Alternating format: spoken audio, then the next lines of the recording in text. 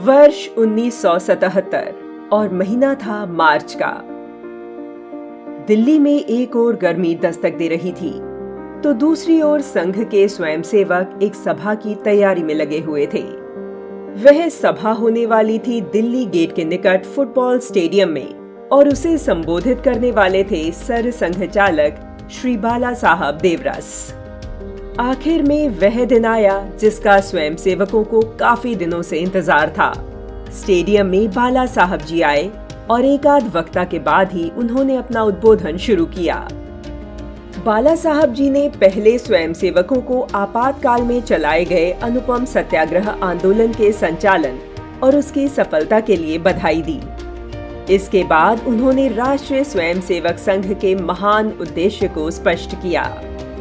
इस दौरान उन्होंने कहा कि संघ एक ऐसा समरस समाज विकसित करना चाहता है जहां किसी के साथ जाति के आधार पर भेदभाव नहीं होगा।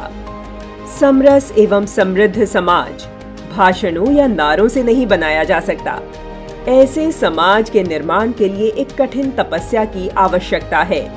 उन्होंने स्पष्ट शब्दों में कहा कि जातिगत भेदभाव तथा अस्पृश्यता हमारे समाज के घातक रोग हैं।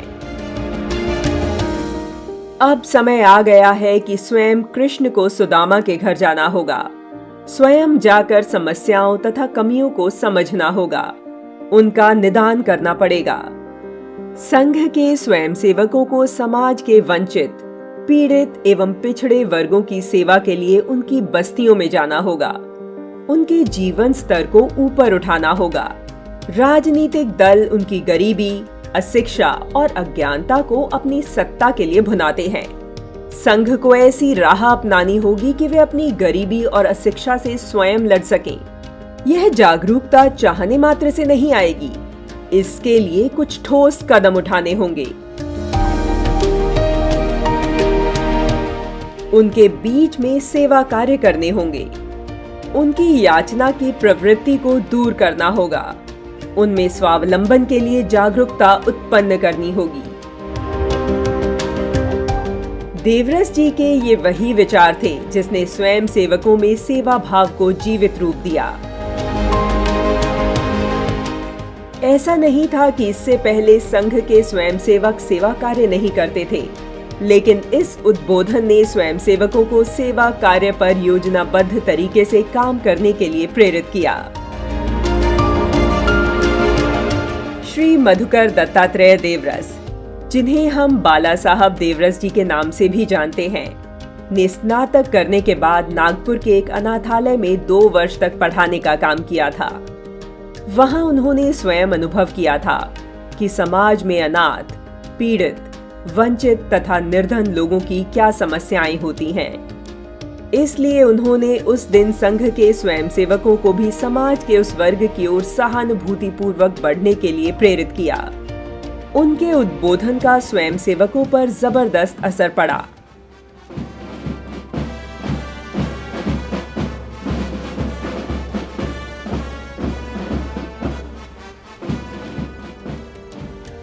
इसके बाद कुछ स्वयंसेवकों ने बालवाड़ी शुरू करने का निर्णय लिया।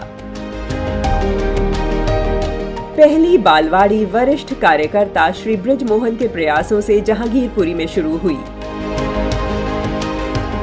इसका उद्घाटन 2 अक्टूबर 1979 को स्वयं बाला साहब देवरस जी ने किया था। बाला साहब जी ने सेवा की जो कल्पना की थी वह साकार होने लगी थी। उस दिन इसके साक्षी जहांगीरपुरी के लोग और स्वयंसेवक बने।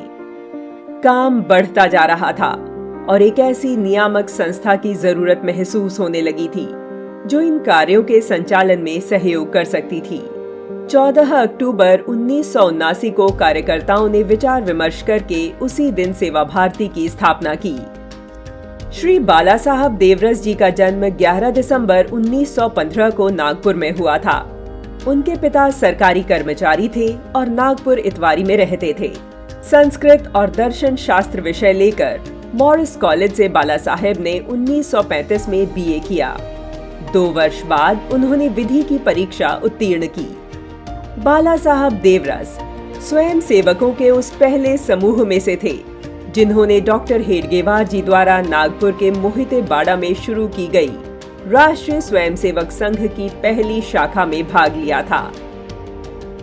राष्ट्रीय स्वयंसेवक संघ की स्थापना वर्ष 1925 में विजयदशमी के मौके पर की गई थी, परंतु पहली दैनिक शाखा कुछ महीनों के बाद वर्ष 1926 में शुरू की गई। बाला साहब के व्यवहार कार्यों और उनके नेतृत्व क्षमता को देखकर श्री गुरुजी ने कहा था कि जिन्होंने डॉक्टर हेडगेवार जी को भी कभी नहीं देखा था, उन्हें बाला साहब में राष्ट्रीय स्वयंसेवक संघ के संस्थापक डॉक्टर हेडगेवार की छवि देखनी चाहिए। श्री गुरुजी के स्वर्गवास के बाद 6 जून 1973 को बाला साहब ने सर संघचालक के दायित्व को ग्रहण किया। उनके कार्यकाल में संघ कार्य को नई दिशा मिली। उन्होंने सेवा कार्य पर बल दिया।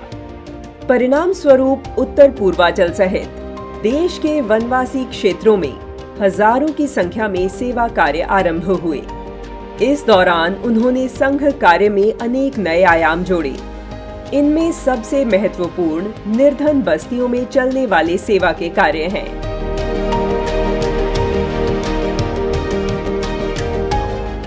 इससे वहां चल रही धर्मांतरण की प्रक्रिया पर भी कुछ हद तक रोक लग सकी।